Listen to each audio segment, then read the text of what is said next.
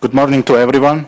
Lačudive Savorenge, and welcome to our high-level event confronting online anti-Gypsyism, evidence, accountability, and EU action. During the events, we will take photos. Like if somebody don't want to be on the picture, just raise your hand. That we should know, and the event will be also streamed live on our social media platforms. My name is Merdjan Jakupov. I'm representing Amaro Drom from Germany, and I have the pleasure to moderate today's discussion. We are very glad to welcome you here at the European Economic and Social Committee, and also to see such a strong interest in this urgent topic. Anti-Gypsyism is not only a historical issue, it's a present and growing challenge, especially in digital spaces. What we are witnessing online, it's not isolated hate, but systematic discrimination that requires systematic responses. Today we want to move from evidence to actions. What is happening? What are the impacts? And most importantly, what needs to change at the EU and institutional level? To open our event, we are honored to have speakers who will set the political institutional framework. It is my pleasure to welcome our opening speakers, Mr. Veselin, Mitov, President of the of Roma Inclusion Group, European Economic and Social Committee, and Mr. Hristo Petrov, Member of the European Parliament. Mr. Veselin, Mitov, the floor is yours. Thank you very much, President. Esteemed guests, colleagues, friends. For me, it's a real pleasure to take part in this so interesting initiative. And in a way, I consider myself as a host organization here. This day will be part of the Roma Week, and we, as a European Economic and Social Committee, we are really very glad to host all of you for this interesting debate, I believe. Just allow me a few words about the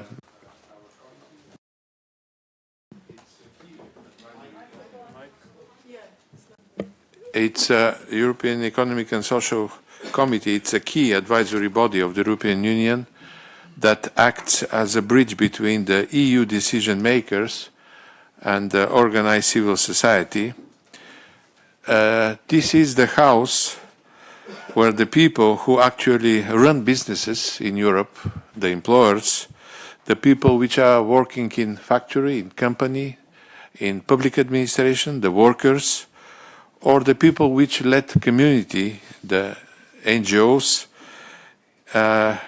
get to tell the EU politicians what they think about the new laws, new regulations, new juridical frameworks before they are passed in the European Parliament.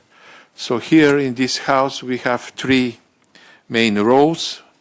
First row is advisory. We set up opinions and we address these opinions to the European Commission, to the European Council and to the European Parliament. Our second role is participatory role. We have three groups: the group of employers from all the 27 member states, the group of workers, and the group of organized civil society representative. We are the voice of the civil society in Europe. And our third function, it's promotional. We strengthen the role of the civil society, promoting value as democracy and integration. Why I'm here in my quality of President of the Permanent Group of Roma Inclusion. This is a group which was set up nearly 12 years ago here in the committee, and over the different mandate we continue and we enlarge our activities, mainly regarding the implementation of the EU framework strategy and the national Roma integration strategy. We have three main roles and activities. First, it's monitoring the progress in reaching the targets and in implementing the recommendation foreseen in the new Roma strategic framework. Our second activity and role is to facilitate the Roma integration through targeted work in selected policy areas. In that purpose, we organize different hearings, thematic hearings on different subjects, like access to education and desegregation practices, Roma culture, identity and belongings, factors that promote social and labor market integration, including education and vocational training, working with ethnic data at national and local levels, remembering the Roma Holocaust, access to decent housing, integration of Roma women with a focus on early motherhood, the role of municipality potentially in collaboration with the Committee of the Regions. We organize also study group and country visit to identify successful project of inclusion in the fields of health, in the field of housing, education and employment, the public and political sphere. For your information, our next country visit will be in Slovakia, in the region of Košice, to analyze and to share experience with successful project at this place. And our third role is facilitating dialogue and strengthening the European Economic and Social Committee contribution to the Roma platform. So, dear colleagues, the functioning of our permanent group for Roma integration is under the auspices and in the frame of the SOC section of the committee. SOC section is this section which deals with the employment, social affairs and citizenship. And we have very close links also with the European semester group which function in the frame of the committee. And we linked our activities with different European initiatives recently launched or expected in the second half of this year, namely anti-poverty strategy, child guarantee, action plan on EU pillar of social rights, anti-racism strategy, the affordable housing action plan, and others, of course. Dear colleagues, and as you know, we are in a very difficult period, actually. Europe is navigating in a prolonged polycrisis, thus has shifted from exceptional to the structural crisis, and the resilience of the social Europe is being put to the test. We have now new initiatives like mobility package, the European Affordable Housing Plan, and the forthcoming anti-poverty strategy. We really hope this suggests that social ambitions are not disappeared in the European Union from the EU agenda, and we really hope that this social agenda will continue to be strengthened one, because without this social agenda, the achievement of the last decades and the achievement of the European social model, this unique acquis, will be really under threat. So I really hope that with your debate today and over the Roma week, you will contribute to the better understanding of the problematic related with the anti-Gypsyism, to analyze the modern and the contemporary manifestation of this phenomenon in education system, segregated school or special needs classes for Romani children regardless of the ability, the housing, forced eviction and the placement of community in isolated environmentally hazardous areas, the also anti-Gypsyism in the field of policing, ethnic profiling and disproportionate police surveillance or violence, and more specifically the today debate that you will have, the anti-Gypsyism regarding the digital sphere, widespread online hate speech that often goes unmoderated compared to other forms of bigotry. So once again, welcome in our house, the House of the European Economic and Social Committee.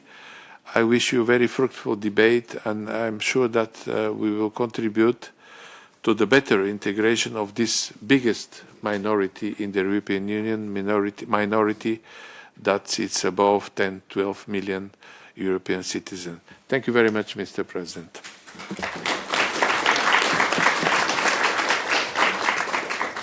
Thank you very much. Now, Mr. Hristo Petrov, the floor is yours. Thank you, Chair. Good morning, dear colleagues, ladies and gentlemen. My name is Hristo Petrov. I'm a member of the European Parliament from Bulgaria, and I'm happy to be back with this collective. When I look around this room, I see people who understand that initiatives like TAAO are not optional extras, and that they must be followed through, promoted, and scaled up. So thank you all for making that possible. This, however, is the reality of where we stand today. The uncomfortable truth is that anti-Gypsyism is still mainly seen by those who suffer from it. It remains largely unnoticed, and I mean that at every level, from the average citizen who makes a comment online and never thinks twice about it, to the corridors of this very institution. It passes without challenge, without consequence, without as little as a raised eyebrow. And that must change. I keep coming back to our children and our youth because I believe they are the most valuable thing we have as a society. We can all imagine what it does to a young person's confidence, their well-being, their sense of self-worth when the online spaces where they spend so much of their time are full with hatred directed at who they are. What circulates online is rarely an authentic picture of Roma life or identity. And it's a distorted image shaped by stereotypes and repeated until it feels real. We don't need to imagine too hard. The evidence is there and the damage is real. In my current work on the file examining the impact of social media and the online environment on young people, I've been advocating consistently for something that should be obvious but is still not treated as such. That cyberbullying and online hate speech are not isolated phenomena. Sorry. That the hate travels freely online, but it does not stay there. It has an inevitable direct link to the real world. Roma are among the most vulnerable groups in this equation precisely because of the structural discrimination they already face offline. Online hatred just lands on top of everything else. And this is why the work of content moderation matters so much, and I strongly advocate that it needs to be done properly. Content moderators play a critical role in detecting anti-Gypsyism, but they can only do that if they are trained to recognize it as such.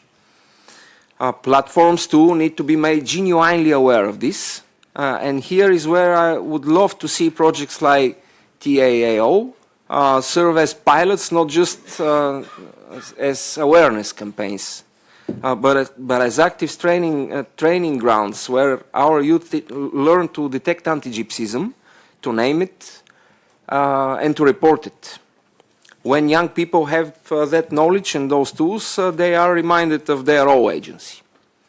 They can take what they learn and apply it beyond the screen, as it is long past time that anti-Gypsyism starts being reduced, not just with good intentions and apologies, but through real accountability. We have a lot of learning to do as a society, but I do want to believe we are making progress. Antigypsyism has consequences for employment, for educational outcomes, and yes, even for things as fundamental as family separation and the placement of children in institutions. These are the effects of hatred that we have been too slow to name and too slow to address. And I want to say clearly, it is a real shame that the Equal Treatment Directive was withdrawn. That directive would have filled in gaps that other legal instruments simply cannot see. It would have reached into areas where anti-Gypsyism thrives, including the online space. And its absence is a loss we should not accept quietly. And finally, yes, showing good examples matters. Visibility matters, recognition matters, but it is far from enough to change a culture in which Roma are expected to be extraordinary just to be treated as ordinary. It should not require superhuman resilience, superhuman patience, or superhuman achievement just to earn basic human respect and decency.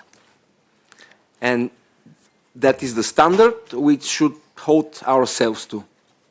And with initiatives like this one, I believe we can. Thank you.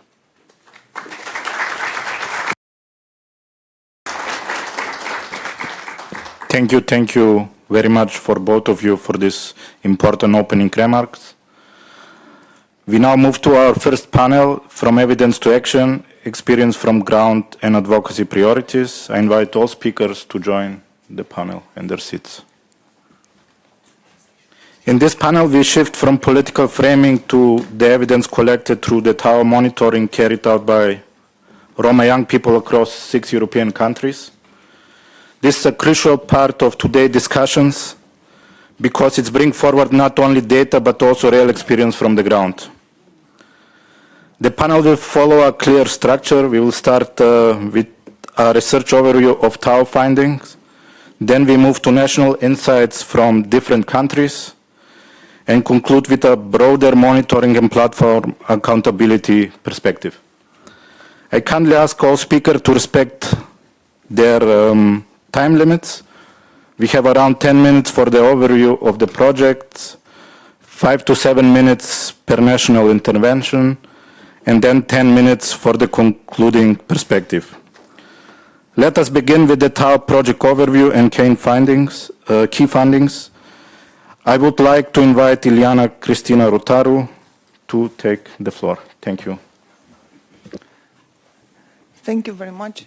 I think I have a presentation prepared, so it will be much more easier for us to follow the speech I prepared for today. I'll try to be concise because you have already the report published on the project page, and also it is in front of you on your desk in the synthesis report.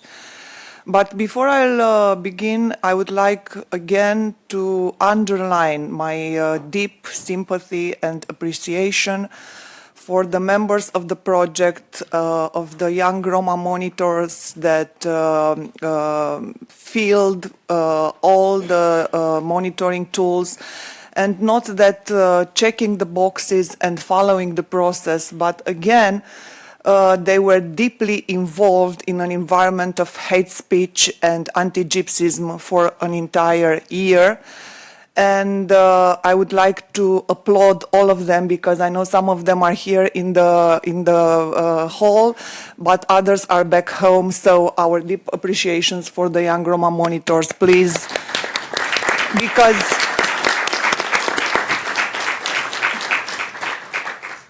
the landscape, and this is the title of my presentation, is about a landscape of hate that most of us, we don't even recognize it as it being fulfilled of hate and of aggression and of violence.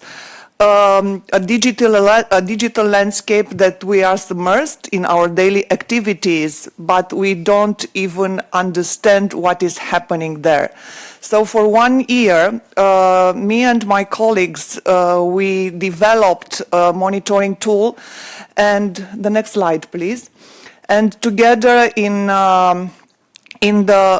the 6 countries that were partners in this project, we monitored our personal social media accounts, looking into Facebook personal accounts, in institutions, in social media influencers accounts. So everything that is feeding our daily social media activity. Another thing that I would like to underline before getting into the report is the fact that this project is a follow-up of another project also targeting anti-Gypsyism online. A project that was originated in the pandemic period in 2020-2021. And we wanted to see into this new project, in TAAO project, if the environment, if the digital environment remained or increased or decreased the aggressivity and the violence within the digital space, or in meantime, some European framework like Digital Services Act, like AI Act, took some measures or have some applications in the EU member states that were involved in the project. Meaning that we have a new component different from the first TAAO project. It is the component of counteracting. So we wanted to see how exactly within this framework the youngsters have the mechanism and have the ways and use the ways and want to use these ways to counteract the hate speech, and how the platforms and how the authorities and how the policymakers are actually reacting towards these waves, continuing waves of hate, of online hate. So that was the new component. And the third component, we wanted exactly to, following this idea, please go to the next slide, and the next one, the qualitative component actually followed the study cases that the youngsters considered within their national teams, considered that deserved to be followed. And followed from the first post on online environment towards the weeks, days, or month, towards their following their applications and responses given by authorities or platforms. So we selected these cases together and we followed them to actually see how the platforms and how youngsters or how an ordinary people, citizen, European citizen, have their relationship with the platforms and with the authorities. The next slide, please. So, here you have some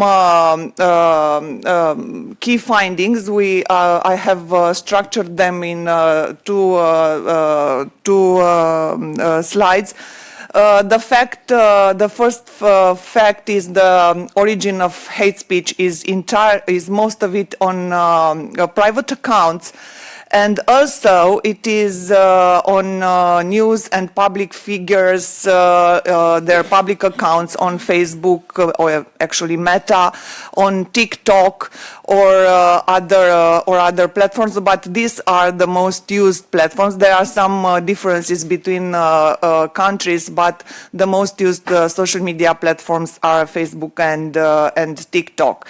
And also on some institutional communication, we have also looked into some public official communication of the institutional actors that are used now to communicate mainly on social media platforms, and sometimes depends on the political underground of the responsible in charge. They missed the line between aggressivity, discrimination, and an official, correct, human right respecting speech. Next slide, please. What is some of the conclusions or key findings is the fact, and that astonished me, but we saw that trend 4 years ago, after the previous project TAAO, is the fact that the environment, online environment, became a normalized environment of hatred and violence against Roma people. It's not about recognizing the aggressivity and the violence. It's about accepting it by itself. It's like nothing can be done, and the environment cannot be cleaned. And it's accepted, and it's normalized, and became like a neutral appreciation, even from our monitors that were trained to understand the anti-Gypsyism and to understand the aggressivity.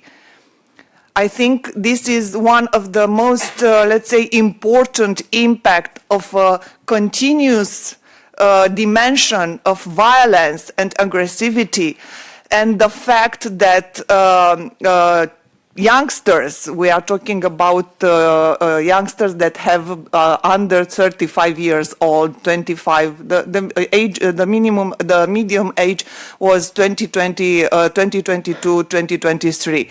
So they are not, they lost their hope, if you understand, because on the scale of the aggressivity, they, even if they recognized the anti-Gypsyism narrative, they didn't consider it extremely strong. They said that it is a neutral, it's in the middle, it can be accepted. And I think this is one of the most important conclusions of the report, and not only of this report, but also on the previous one on TAAO. Look at the paradoxical call to violence is classified as low aggression. So killing Roma people, kill the Gypsies, go to the Auschwitz with them, all of them should, it's not perceived as being aggressive, extremely violent, and it is not reported as an act of violence to the platforms. There is another discussion about how the platforms actually react to those things. But this is the general idea, and these are some of the things that that moved actually from mockery and sarcasm that we found very strong in our previous report, now to accepting the violence, the call to violence towards the Roma people. Next slide, please. Here you have some results about what I have explained, and also the frame about spreading disinformation and exclusivist nationalism, and also the need for also for a contextual analysis of perception of aggression. Next slide, please, because I don't want to take the times of. Okay. This is the second dimension that I told about, the difference between the previous report and this one, about counter-speech actions. So the main idea is that of course, it's much more useful for people to report directly to the platform. But the interaction between the platform and the cases that are reported is actually in a very low manifestation from the platform. In 42 cases that we reported and youngsters followed to their final report, only in 2 cases the platforms actually responded in a positive way. That means that they deleted and accepted that the message and the content was aggressive and was under not respecting the terms and conditions of the online community. So the same thing is that also the youngsters and also the monitors accepted the fact that they didn't want to interact with other institutions and and asking for support for NGOs, for other providers of support like friends or professors or community by itself, in order to erase the violent content. So their behavior is depending on the direct relations with the platforms, and asking for the platforms to respond to their actions when they encountered violence and aggressivity. The next slide, please. It's just a scheme about one of the items about what are the actions that they could have been accepting and having as a menu for addressing the counteracting. It's not. It's a scale that I have been adapted from scientific literature, so they are not. The items are not randomly put there. Next slide, please, and I'll go to the conclusions. This is the qualitative analysis, some few data that I told you about before, about the cases that were followed, and a content analysis that I have been also developed from a scale from scientific literature from Molnar, about how those study cases that they were reported were addressed some codes in a scale of aggressivity, and also actually on a 3-scale level of sentiment analysis.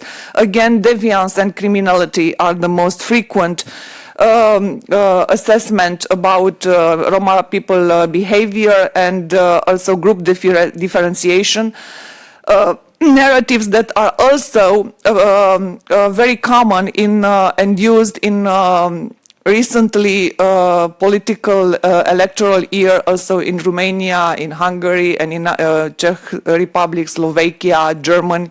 An electoral year that was very crowded, let's say 2024 and 2025, when our monitoring period was taking place. The next slide, please.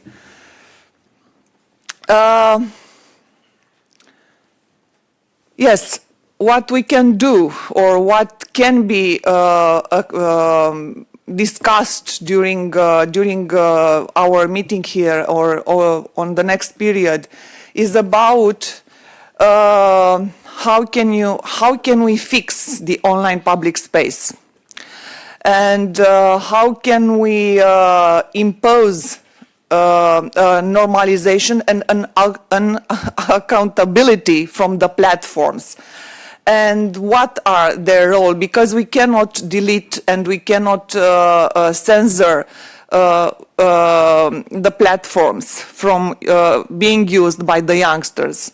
But cleaning it and making them accountable for the content that are appearing and developing and disseminated in the online space, yes, we can do more.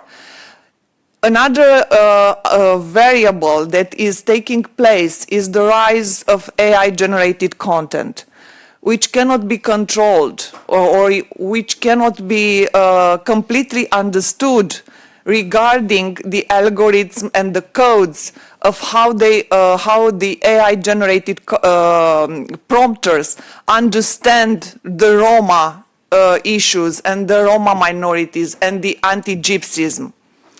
So I believe that in the next period of time, from those, let's say, memes and digital content, photos and visual content, the AI-generated content will develop into the direction and will amplify also the violence and the aggressivity towards the Roma people.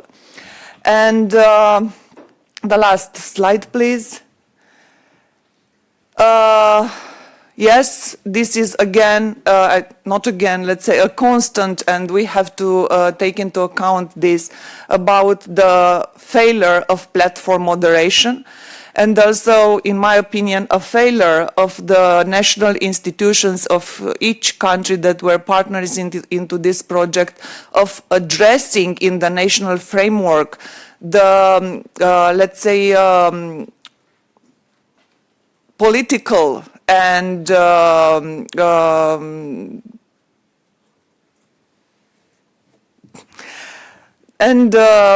political and I would like to say legal and justice measures for making responsible also the authors, also the platforms, and also the people that are disseminated and manipulated the online content towards the Roma and also towards the other minorities. So this is my conclusion, that even if we have the framework, the legal framework, there is nothing actually done within, or much done within our national countries, in our national institutions, and in our national, let's say, issues or instruments that we have. Thank you.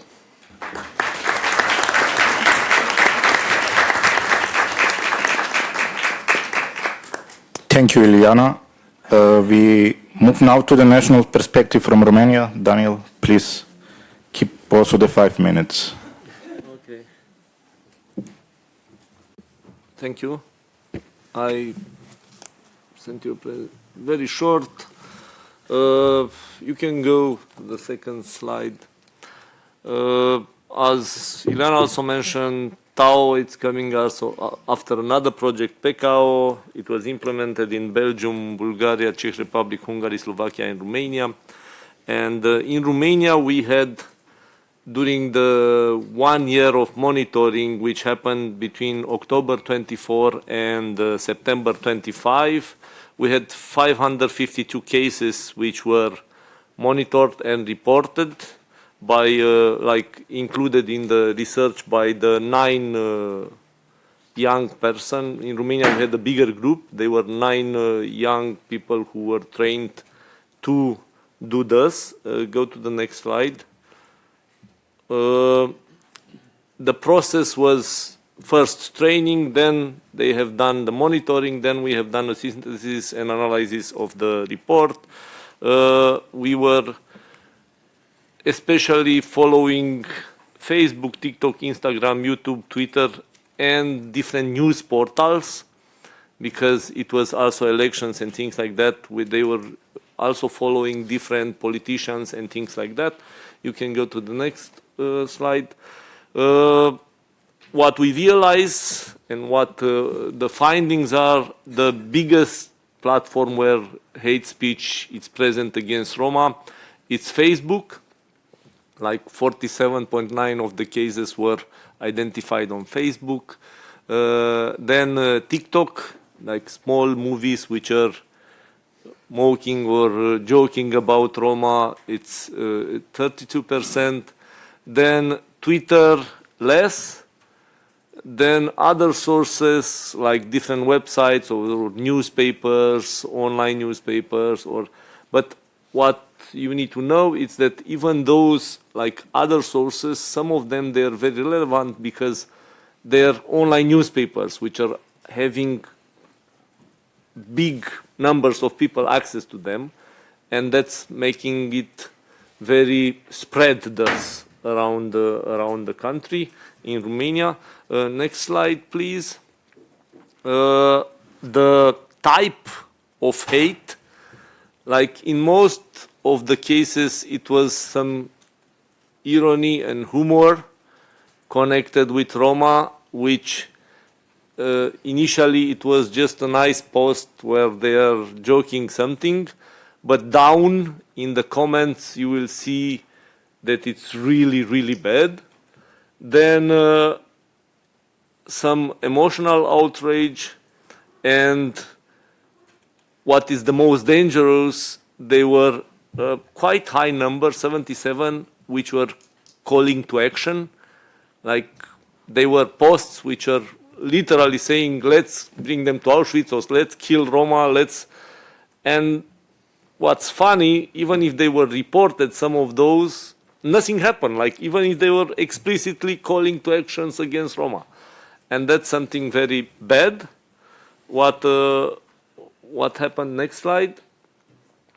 The narrative was in all those online findings was that most of them, they were reinforcing stereotypes. They were justifying exclusion of Roma, like literally underlining this. They're spreading myths and disinformation about Roma. Like most of those posts or news or information were based on prejudices and stereotypes, and they were pushing to polarization, like people to go together. Because what we didn't check in Romania and also in the other countries, from what I know, it was we didn't look so much on the comments down. But what I can tell you for sure from our young people, they were saying that the biggest problem is there, not in the post up. Even if the post up it's a joke, what it's down in the comments, it's very scary. Next slide. Also in Romania, as Ileana mentioned, the response of the platform, it's very low. Like, and it's something what I put it with red, the Facebook post calling to violence against Roma was initially deemed acceptable by the Facebook, and only after the second request to be removed, they remove it. And it was very explicitly said, like pushing people to violence against Roma. Many times the automatic systems which the platforms are using to review this are considering ironic or culturally specific the jokes about Roma or the things about Roma, which it's really bad. And that is the case of Romania, where I think we should discuss with the institutions responsible to have a discussion with them and explain them what's the difference between discrimination and culturally specific things. And the last one, like recommendations for Romania, we recommend to have both, not just AI monitoring, but also human monitoring, because many times the human make a difference. Like then for institutions to strengthen the institutions responsible to monitor and to deal with this, like the audiovisual institution, the Council to Fighting Discrimination, and the others, which are having the legislation, but they don't have the capacity, the manpower to do all this work. And for civil society, we recommended to increase this type of activities and to capacitate more young people, because the young people, we think they understand easier and they can act faster in the online environment, and they can make a real change. That's at the level of Romania. Okay, thank you, Daniel.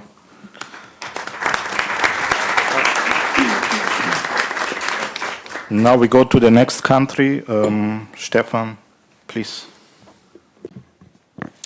Thank you very much. I will speak about Slovakian partner and also for Czech Republic. So, from Slovakia, they analyzed. Next slide, please. They analyzed 555 cases of online hate speech. The key findings are that the hate speech is widespread through the regions and also through socio-economic status of those people. There were hate speech from politicians, especially the far-right politicians. There was hate speech also from the middle class, but due to lack of media literacy, sometimes those who are targeted was also those who spread the hate speech because they didn't recognize it as hate speech. And unfortunately, Roma people, especially in Slovakia and Czechia, are familiar with the hate speech and they don't recognize it as violent as much as they feel like, okay, they're speaking about us normally like that, so we don't care. Please, next slide. Usually the narratives in Slovakia about Roma are not so violent as in, for example, in Czech Republic, but they are mostly in regions like healthcare, education, employment, and housing. Like, for example, that Roma people they don't want to work, but this, as the posts start and the comments are much more worse. So it's producing more violent content, even if the original post was not so explicit. Please, next slide. Or is it? Yeah, it's fine. The conclusion is that we need to speak with those platforms more, and also to moderate the hate speech. But Roma people should moderate the hate speech. So this is it for Slovakia, and right now, please, Czech Republic. So, and you can do next slide. So in Czech Republic, the people who were finding those cases were scholarship recipients from Roma organization from our scholarship program, and they were youngsters from 18 to 25. The monitoring was on social media like Facebook, X, TikTok, Instagram, and YouTube. And we found 505 cases. Please, next slide. The most of them were on Facebook, and I will later show you the examples and describe what's the difference. The second one was on X, and the third platform was TikTok. Please, next slide. I really hope that most of you don't speak Czech, because this is very violent. And this is the example of the type of hate speech. On Facebook, it was more violent, like, for example, they are sending Roma to gas chambers. They are threatening to kill them. Please, next slide. You can see that this is the content about the gas chamber. So on Facebook, it was more violent, explicit, and vulgar. Next slide, please. On X, usually those people treated themselves like they are those hates coming from something scientific, like Roma have criminality in their DNA, and so they try to cover the hate speech under something which is clarified. So maybe people don't see this as cruel as the Facebook post, but this starting to validate those hate speech, which is really scary. And the next slide, and of course TikTok using AI and something which meant to be funny, but after all it's not funny. Like the first picture is saying like gypsies coming, close the windows and the door, which most of the comments were like, yeah, it's true, haha, it's funny. But there's a like very thin line between what is funny and what can be used against Roma people and start to become violent. Sometimes the AI post is spread also by Roma who don't know what really is under this post. So from please next slide.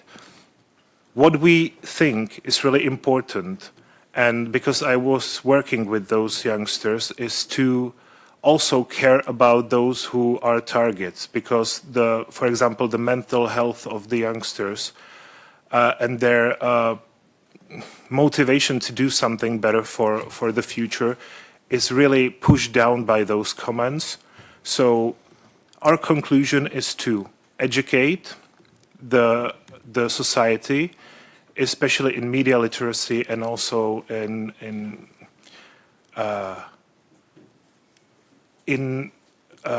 how to fight against the hate speech.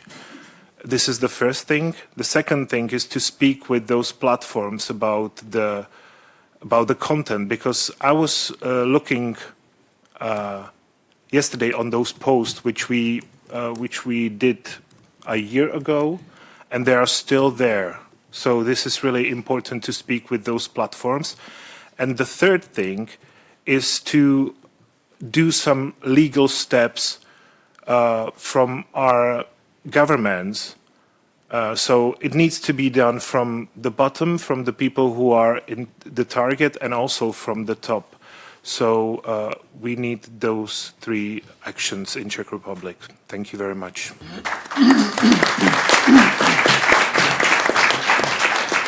Thank you, Štefan. Kostas, please. The floor is yours. Thank you very much. Good morning, everybody. Kostas Gkantinas from Amaro Drom, based in Berlin, Germany. I will try to briefly share our key findings from the report. Many important things already mentioned, of course, from Ileana, but also Daniel and Štefan. I won't focus so much on numbers. We have a lot of, our national report is already out, and on our website you can find also the English version of it, so all numbers, statistics, and so on, it's in there. Maybe next slide, I don't know who's, yeah. Just mention that in our case, 7 young peer monitors were involved, most of them Roma, and in a period of 1 year they could identify 526 cases of anti-Gypsyistic hate speech online. We need to mention again that this is not a representative study. It reflects more the online environments where these youngsters are moving. Most of the cases reported, they come also from Facebook and TikTok, and then X and Instagram are also there somewhere. But I think it's also interesting to have this perspective, because in this way we can have an insight of how hate speech really reaches young people, Roma people, in their everyday daily life of using all these social media. So far in Germany there is no systematic monitoring on online anti-Gypsyism and no data, so our research, even if it's not representative, it's already an important first step in this direction. Most of the, I think next slide, most of the cases reported, they come from private accounts of users who then just post something, and as we already heard before, there are a lot of comments also following such a post. And then the main topics, crime and social issues, where in the most of the cases also the ethnic origin or supposed ethnic origin is mentioned. And in many cases, yeah, like the Roma communities are directly linked to topics such as crime or poverty, which creates already a fertile ground for hate speech. It's important maybe in this point to mention that at least in Germany, online hate speech targeting Sinti and Roma, media coverage and also political and social discourses are closely connected to each other. Just to give an example, you have, for example, a politician, which is also a real case, or not only one case, who makes one anti-Gypsyistic comment in an interview or a post. Then you have maybe some media that they report on this, write an article, and then you have many other people, private users, who start reposting this article and putting their comments on it and interpretations, and you have all the hate speech comments following this and reposting and sharing, like a vicious circle of anti-Gypsyism, which can work in all directions. When we, maybe next one, yeah. When we look at how anti-Gypsyistic hate speech is communicated, our findings stands out hate speech is often not presented very obviously or aggressive way. Of course, we have cases of this as well. Nearly like 70% of the content appears as has an emotional impact and tone. Many posts appear as personal opinions, information or interpretation, or even entertaining content. We had already examples on this direction of using supposedly humor or sarcasm to spread some discriminatory language. We have explicit hate speech, which makes up about 2/3 of our findings. This includes insults, dehumanizing language, or also in case of Germany, also call for violence. But we have a lot of coded hate speech as well. About 1/3 of the monitored cases, they appeared in the ways I already mentioned, like supposedly humorous or I think the most important impact of all this is the reinforcement of stereotypes and social polarization. Hate speech contributes the spread of misinformation and can justify discriminatory actions and exclusion of Roma youngsters, most of all, but generally Roma communities. And as already mentioned, especially from Ileana, online hate speech doesn't stay online, it goes also offline, which is the most dangerous aspect. It has real-world consequences. And just to give you an example of the impact, there are many monitoring reports from Germany, especially from our partner MIA, the Information and Reporting Center against Anti-Gypsyism, that they show clearly like that, especially in the time after the Ukraine or the invasion of Russia in Ukraine and the refugees, war refugees who came to other countries in Germany, there's been a very significant increase on anti-Gypsyism also in online concerning Roma refugees from Ukraine. And we had many examples of municipalities, towns, cities of Germany who explicitly rejected hosting these refugees in their areas. So we can already see like a very, very dangerous impact on the lives of people. And at the same time, hate speech weakens democratic discourses. Many people, especially people who are affected, they withdraw from public conversations.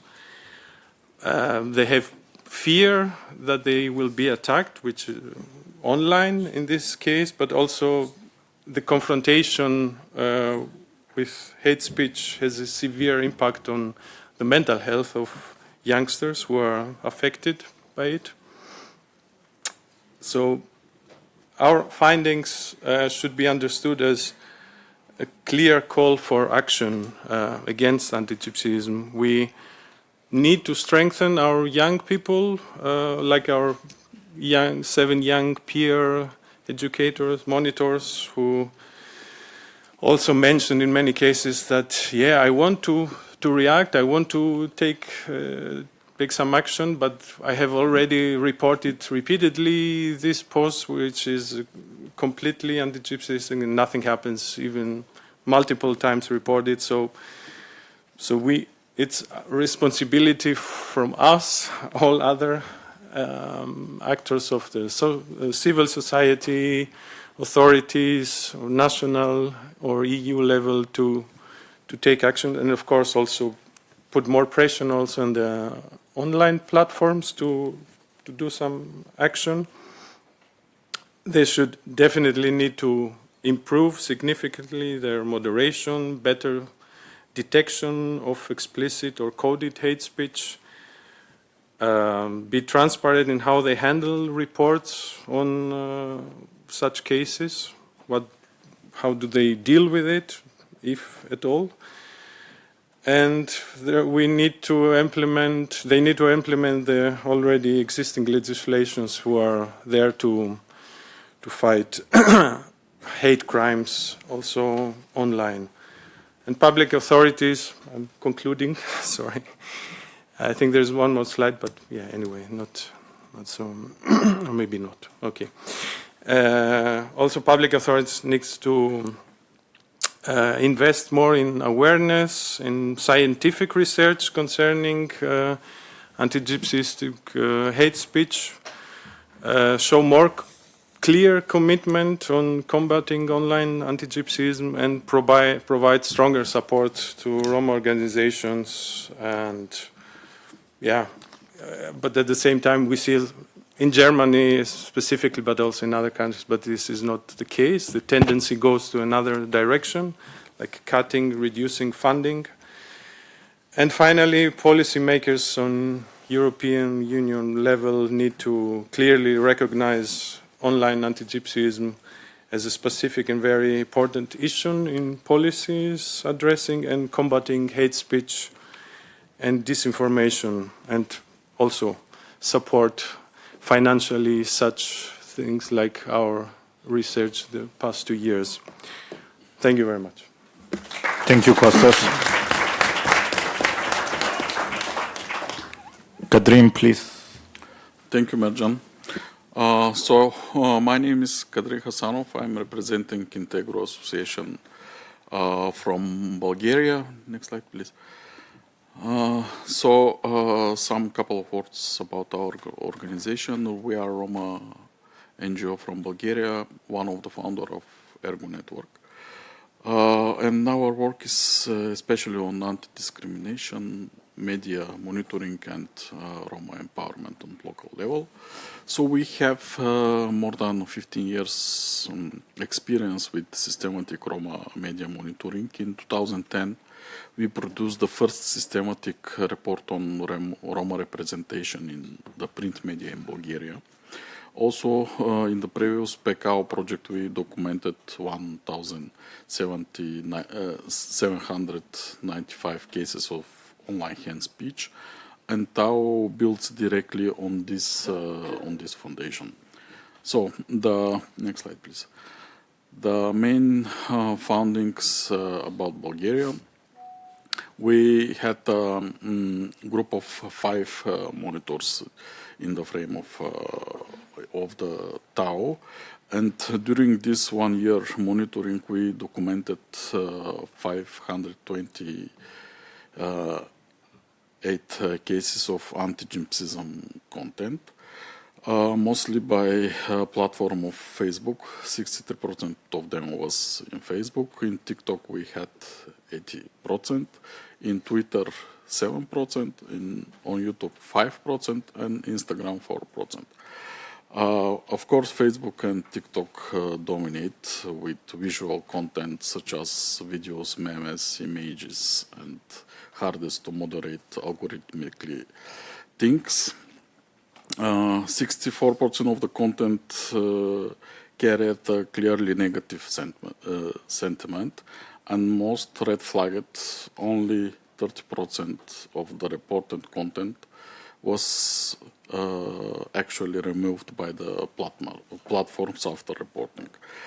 Who post? In our case, we see that 81% of the cases came from private or personal accounts. 9% from the online tabloids and media pages. Key topics covered in our case are crime, social benefits, education, health, of course, election and political discourse also in our case. But this is not technical problem, just this is a structural failure of the platforms. So the next slide, please.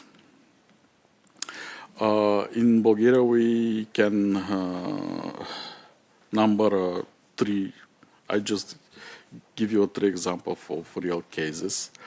The type A, explicit hate speech. In Bulgarian political context, very often we meet anti-Gypsyism online because we have very strong nationalist attitude and discourse in our reality. The type B is coded hate speech. For example, a very famous YouTuber with thousands of subscribers mocked Roma through irony and stereotype. The content was monetized and not taken down. This is also the hardest type to moderate algorithmically. And the third type is a tabloid.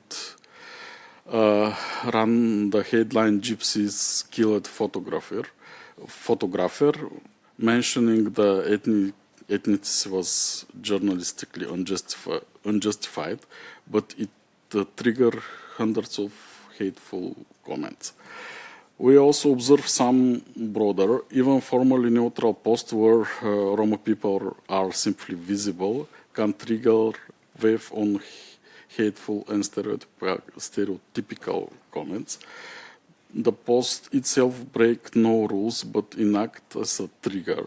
This is a structural gap in the Digital Service Act does not yet addressed. And the last slide. The data from Bulgaria and from whole monitoring leads 3 clear asks. First, to platforms and TAAO institutions, we call for anti-Gypsyism to be explicitly recognized within the Digital Service Act, and Roma NGOs to be granted trusted flagger status and to transparent reporting on Roma hate speech and removal rates. The second, sustained support of Roma-led digital monitoring. Funding, recognizing of the community monitoring as evidence-based advocacy, building Roma youth as a digital rights defenders and connecting national teams into the European network. And third, policy and institutional actions. Anti-Gypsyism must be included in the national hate speech checks and plans, and TAAO data must be included in the EU Roma strategic frameworks. Equality bodies and platforms must coordinate, and right of Roma youth to safe digital space must be protected. Thank you. Thank you, Kadrin. Now we are moving with Fehér from Hungary, please.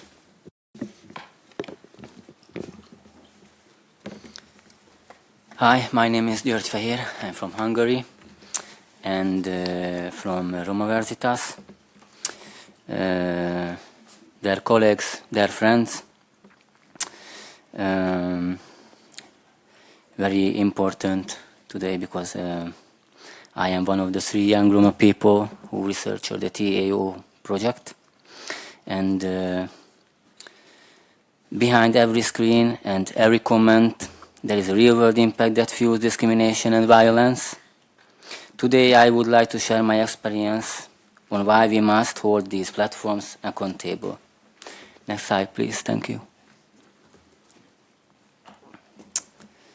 Employing focus mix methods designed the research data is ensured around 2 primary dimensions. The analyzed discursive repertoire employed against Roma individuals and communities. Second, the explore participants' experiences regarding in the FSAC reporting mechanism, including new media platform, codes of conduct, national institutional rule, and relevant EU legislation adopted, implemented in the 6 selected countries.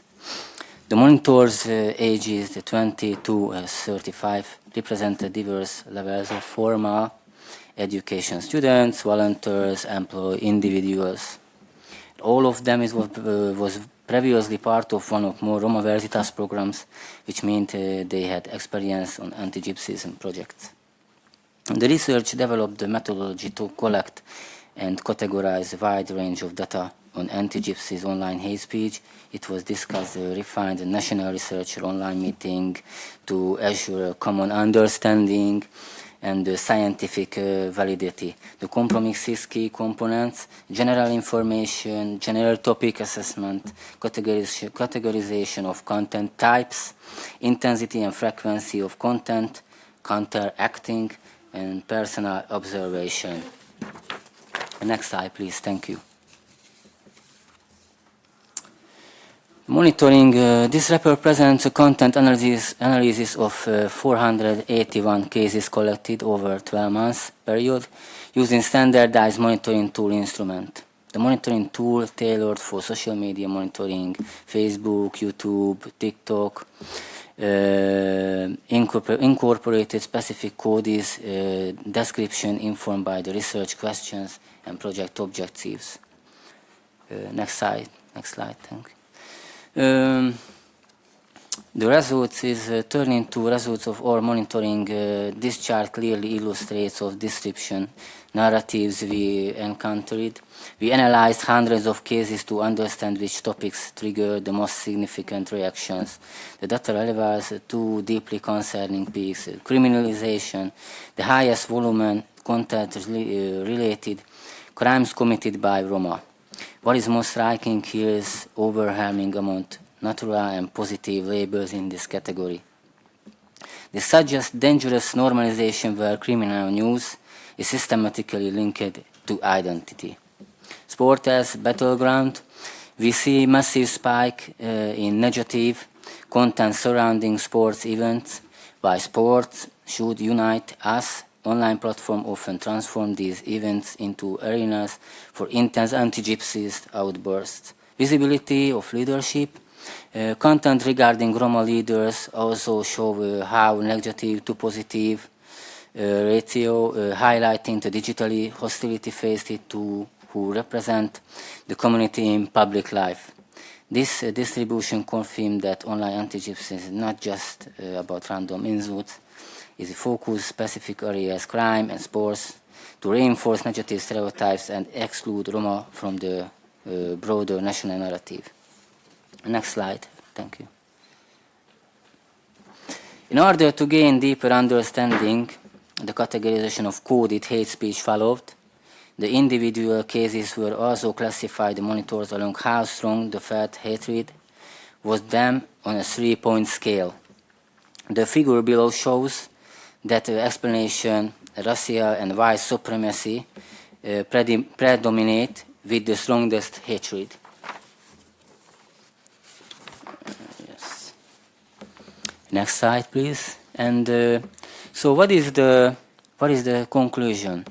These findings underscore the complex and multifaceted nature of online anti-Gypsyism, revealing significant challenges in content moderation, a pronounced negative framing of Roma-related issues, and critical need of more effective counteraction and reporting mechanism. Tackling these challenges of online anti-Gypsyism will require not robust legal frameworks, but also sustained collaboration between regulators, platforms, civil society, and Roma-affected communities.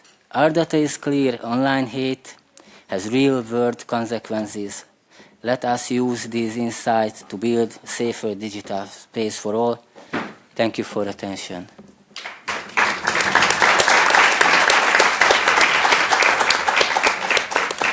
Thank you, Fehér. To conclude this panel, we will move from national experience to a broader perspective of monitoring and platform accountability. I would like to invite Adinde Schoorl from INAH, Cross-Sector Monitoring and Platform Accountability Perspective. Please.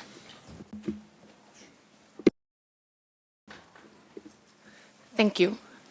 Good morning, everybody. My name is Adinde Schoorl, and I work for INAH. Next slide, please. INAH stands for International Network Against Cyber Hate. We were founded on October 4th, 2002. So we've been around for quite a while. Currently, we have 37 members from 27 countries. And all of our member organizations are working in the hate speech field, whether that's on a specific topic or a specific type of hate speech, or on hate speech in general. And we're obviously very happy that Romea is part of our network as well. As a network, we organize activities for our members, but we also cooperate with policymakers, with the tech industry. We are involved in monitoring, educational methods, advocacy, international cooperation, etc. We're trying to cover all bases when it comes to trying to counter online hate speech. But for today, I wanted to talk mostly about our monitoring work and our experience with doing that. Next slide, please. So we've been monitoring online hate speech since 2016 when the Code of Conduct on Countering Illegal Hate Speech Online was created, which basically is a document that was set up between the platforms and the European Commission, and it contains rules that they said they will follow when it comes to treating reported illegal content. So it basically says that they will give an answer about the reported content in 24 hours, that they will be transparent about why they remove something or not, etc. And every year, a group of NGOs takes 6 weeks to check whether that document is actually followed. So we look for illegal content, we report it, and then we keep track of whether the platforms are actually doing their job in which they said they would in that document. Usually they kind of know when it's happening. They're not supposed to know. It's supposed to be secret, but every year at around the same time, the same NGOs pop up and start to report content. So usually after that, we also have a shadow monitoring exercise with a smaller group of NGOs. We repeat exactly the same exercise, and we keep track of whether there is any difference. At the end of the exercise, there's usually sort of an interaction between the platforms and the NGOs about the reported content. Sometimes not everybody agrees about what was reported. And at the end, both the European Commission and us as INAH, we publish our results. This code was renegotiated in 2023, I think, and placed under the Digital Services Act. So it is a bit different, but it's generally still the same. Next slide, please. Yeah, next slide, please. We felt that because we did this monitoring 6 weeks per year and the platform sort of knew when it was happening that it would bias the data. So we also ran a project of 2 years in 2023, 2024, in which we did exactly the same, but then on a daily basis with 21 partners. So to see if there would be any difference in their behavior. So in those 2 years, we gathered 20,000 cases and we made like info sheets in all the languages that we reported in to keep track of everything. And as a secretariat of the network, we also monitor sort of in case studies. For example, we monitor the elections in the Netherlands, in the national elections and during the municipality elections. Not necessarily on illegal content, but to keep track of what kind of online hate narratives are going around. We usually use a tool, the European Observatory on Online Hate dashboard, which scrapes data and also classifies the data that they scrape on toxicity, and then we can look through that data to see whether we can use that. Now, obviously, with the Digital Services Act, there are new opportunities, new tools to use to try to counter online hate speech, but I believe there will be other people speaking about that as well. So I just wanted to go to next slide, please, to sort of our experience in general. First of all, the results of the last monitoring exercise that took place at the end of 2025. Obviously, the goal of the monitoring exercise is not to look actually at the content, it's only to look at the platform behavior. But with gathering so much data, we also often look at what are the trends that we see in the content that we have gathered. And from all of our partners, basically three dominant themes emerge. We definitely see one narrative in the whole of the EU that focuses on sort of the intersection of anti-immigration hate mixed with a lot of Islamophobia.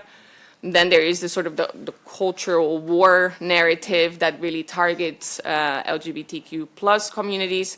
And then there is basically every year we have the same result that the attacks on the Roma communities and the Jewish communities are always in the top 3 of most prevalent hate speech types. So we do see that every year basically is the same problem. Yes, next slide, please. So our experience with the platforms throughout these years, we're always trying to look for a trend to see, are they doing better? Are they doing worse? Is there something we can learn from it, that we see any improvement?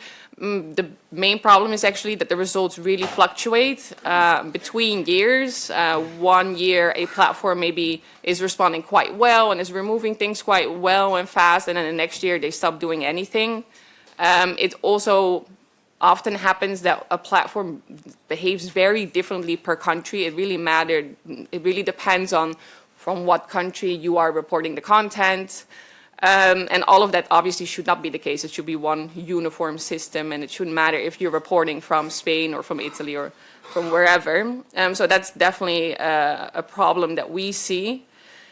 We also now see with the Digital Services Act that it really matters if you are reporting as a normal user, so as an average citizen, or if you're reporting as a trusted partner, we call it now, when you have a direct communication with the platform as an NGO or as a trusted flagger. Now under the DSA we have specific organizations that are trusted flaggers per country, and it really seems that the lower you are in the hierarchy of what kind of reporter you are, the lower the chances that it's going to be removed, and obviously that shouldn't be the case either. We've seen it even with the same type of content or exactly the same piece of content. We've run experiments with it, and then we just see that the result is different, and that definitely is troubling. We also see with the Digital Services Act now in place, there are also different ways of reporting. You can report something just as by clicking on saying, this is illegal, but you can also report it as illegal under the DSA, and then it doesn't necessarily get removed. It only gets withheld in your national context where you've reported it, which is kind of a crazy idea if we all know that the internet is an international phenomenon. So it will only be withheld in the country where you're reporting it from, but if you go to your neighboring country, then you can still access it. So it doesn't really solve the problem. And then obviously we have always every year with these monitoring exercises a lot of technical problems. And every time it's a different platform and they're always trying to solve it. But there's always problems with trying to copy a link and trying to report it, or they will say we didn't receive the right link, et cetera, et cetera. So there are a lot of technical difficulties that are obviously then biasing the data as well. And that would only then be focusing on illegal content. I would say that, as also has been mentioned, there is also a huge amount of legal content that is just as problematic. For victims, it doesn't really matter whether something is illegal or legal. The harm of it is just as bad. But it's harder to talk to platforms what to do about it.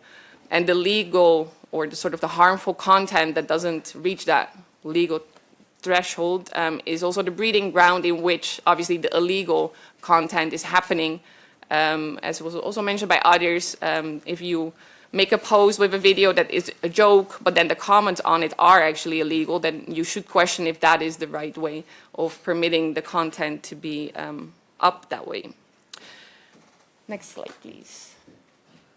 Yes, and then just as a last conclusion, that in our experience, the main problem with the platforms trying to talk about this, about countering hate speech, is that obviously it is essential to them as a platform. It is in their business model to have hatred on their platform, because that type of content generates more emotions, it gets shared more, it gets liked more, so then the algorithm will pick it up and will push it more to other users so that they will consume it more, etc. So it is all focused on keeping the users longer on the platform to make more money out of it. So they are very reluctant to do something against it. They will usually have a very reactive attitude and not necessarily a very proactive attitude in moderating this correctly and really removing content. They usually also try to say that they're neutral, there is freedom of speech, and that is a very important human right that we have to protect, but it seems to be very hard to talk about that. Freedom of speech basically means that everybody, also all minority groups, are involved in public debates and not only the majority that feels comfortable to speak out. But of course, we're also hopeful the Digital Services Act does give us more tools, more avenues, trying to enforce and trying to put the accountability of countering this on the platforms. Yeah, I think that's it from my side. Thank you. Thank you.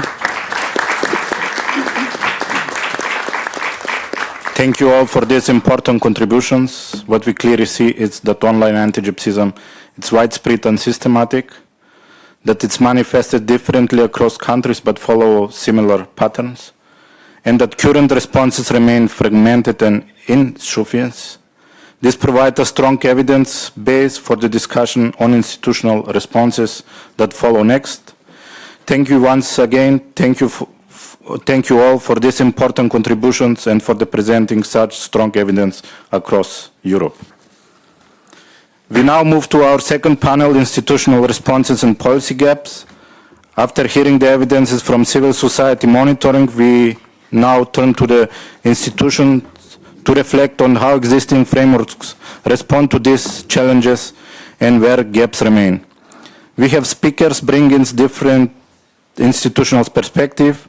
I would like to warmly welcome Carl van der Meulen, Legal Officer DG Connect, Digital Services Act and Fundamental Rights Perspective, Eleni Tsesescu, Head of Roma and Travelers Division, Council of Europe, Combating Anti-Gypsyism and Hate Speech, and Cerasela Banitka, State Secretary, Council for Combating Discrimination, Romania. I would like to start with Carl van der Meulen. Please, the floor is yours. Please keep also the 7 till 10 minutes that we are a bit running of time. Hi, everyone. Good morning. My name is Carl van der Maalen. I'm a legal officer at DG Connect, working specifically on the Digital Services Act. So you can imagine how great it is for me to be here and hear such interesting discussions also going on about the role that the DSA plays in combating anti-Gypsyism online. Now, I didn't prepare a PowerPoint. I'm sorry, you'll just have to look at me instead. But I'm also kind of happy that I didn't prepare a PowerPoint, because I think it allows to build a little bit on some of the discussions that were already happening in the previous panel, which I thought was a fantastic way to build on a little bit. Now, you've heard a lot about the Digital Services Act already. So I'm going to try and not retread too much ground, but allow me to just emphasize that I think the Digital Services Act really is a landmark piece of legislation when it comes to the European Union. Not only do we have reactive tools, as Adinde was saying it very well, such as, notice and action mechanisms, but we also have a couple very innovative systems, such as trusted flaggers. You know, I'm sure, about this by now, but really the idea is that these can send priority notices to the platforms that will be handled expedited manner. And of the about 70 trusted flaggers right now, about 23 or so focus on illegal hate speech. Now, specifically from the angle of combating anti-Gypsyism, I think, there is still some work to be done on having the trusted flaggers' expertise be a bit sharper. But of course, we do have several equality bodies that are trusted flaggers, such as in Belgium, for example, UNIA.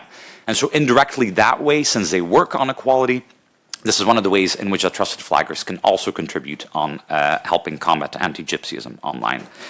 Now, the DSA also tries to really tackle hate speech online in a very structural way by tackling systemic risks. Of course, it's a bit of an abstract concept, but essentially it's really to look if platforms have these kinds of systems in place, these kinds of risks that, again, were already mentioned in the previous panel, where, for example, there's almost like an incentive to engage in hateful content, a sort of incentive to disseminate this kind of hateful speech. And so this is something that the DSA, for the first time ever, is forcing platforms to reckon with. And I think also in an international perspective, we are now starting to see a little bit of a confluence. You might have heard of some of these court cases also in the United States. It's not necessarily about hate speech, but it's, for example, about design practices for addictive design for children.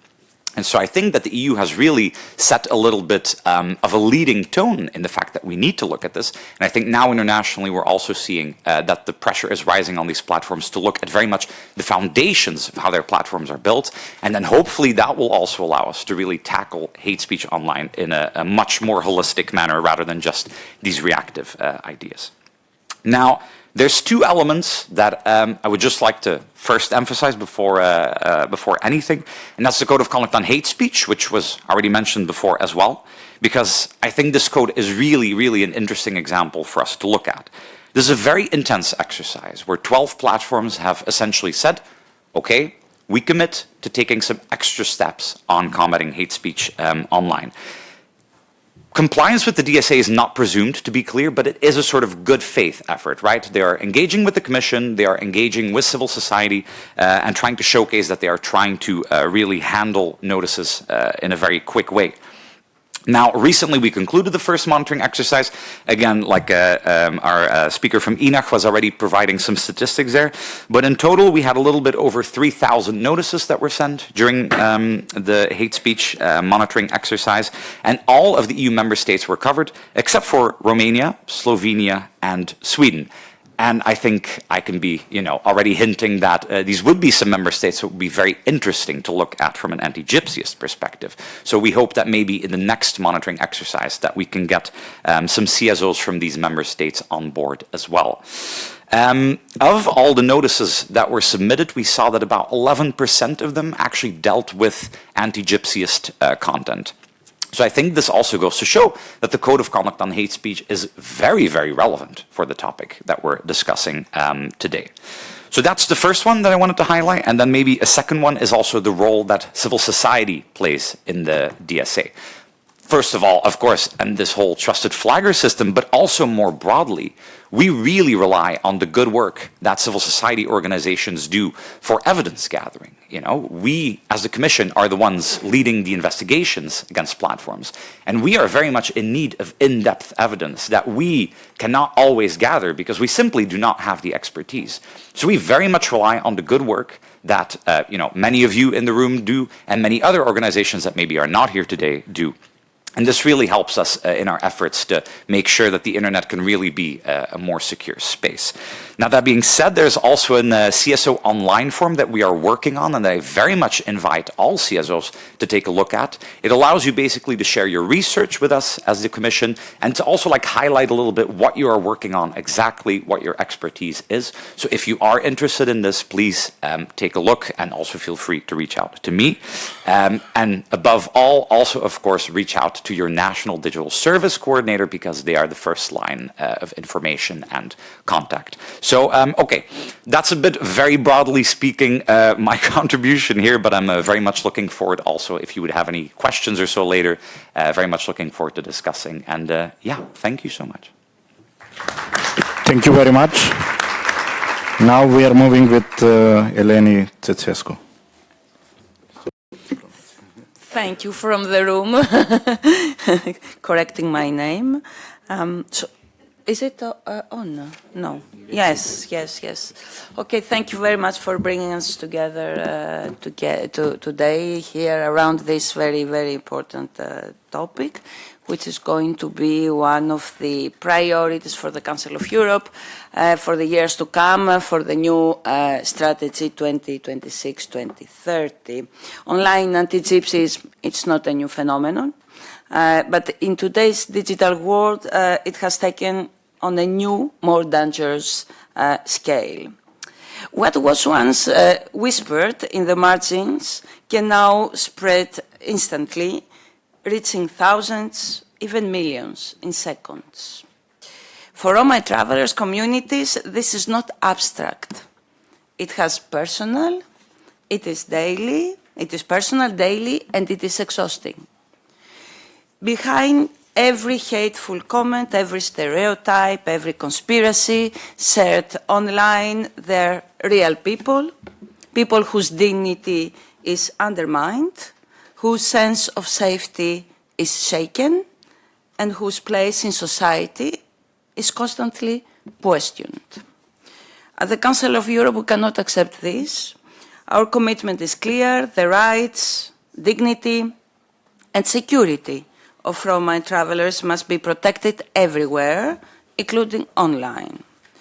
Because what happens online does not stay online. The words become fear, fear becomes exclusion, and exclusion can become easily violence. We are witnessing now this disinformation and hate speech that poison public debate, divide our societies, and erode trust in democratic institutions. And once again, those already facing discrimination carry the heaviest burden. So, what we are doing at the Council of Europe in practice, standards, first of all. You tell me now we have enough standards, but we don't have implementation. But I think we have, the last years we have adopted some binding recommendations on hate speech and hate crime, which make clear that expression of freedom never justifies hatred or violence, and we have also put on place measures to implement these standards. At the same time, we have recommendations, but we have also the European Court of Human Rights, and this is a binding instrument. And the European Court of Human Rights have said that this is a clear obligation of the states to respond decisively to online hate speech and hold perpetrators and platforms accountable. So, as I said, rules are not enough, but what we do, we invest in people. We train police officers, legal professionals, journalists, not to just recognize hate, but to respond to it, to challenge it, and to replace it with truth and fairness. Because narratives matters, and the stories we tell shape the societies we build. And now there is a new challenge that is emerging, and this is the artificial intelligence. If artificial intelligence left unchecked risks amplifying the very bias we are trying to dismantle, spreading harmful stereotypes faster and further than ever before. So technology must not become a tool for exclusion, it must become a part of the solution. The Council of Europe has adopted the first ever convention, framework convention on artificial intelligence and human rights, democracy and the rule of law. This is an important tool that the member states, all Council of Europe member states have at their disposal. It will be a mechanism of implementation.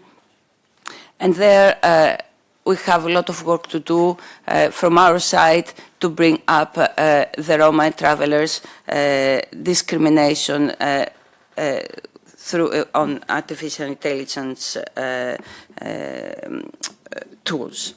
So we should not forget that this online anti-Gypsyism, which is growing, many voices are attacked in violence, and too many people face this hatred alone. And I would like here to mention women, young people, LGBTI individuals within the communities, and Roma rights defenders. So they are left alone. And this is not acceptable. So we think the implementation of our strategy, we will work on shaping the narratives together with the Roma. So they need to shape their own narratives to be visible, not only as the targets of hate. So we will strengthen partnerships with governments, high-tech companies and regulators, because no one can face this challenge alone. I would like just to mention, and I will finish with this, a very important event taking place in June 26. This is an initiative of the Secretary General, our Democracy Hackathon and No Hate during the No Hate Speech Week, where it's going to be a space where ideas, innovation and collective action can turn concern into change, which we hope. So this is, I would like to end with this by saying that a society that allows hate to grow online is a society that risks losing its humanity offline. Thank you very much. Thank you, Eleni. Now we are moving on with Cerazela Banitka. Yes. The floor is yours. Thank you.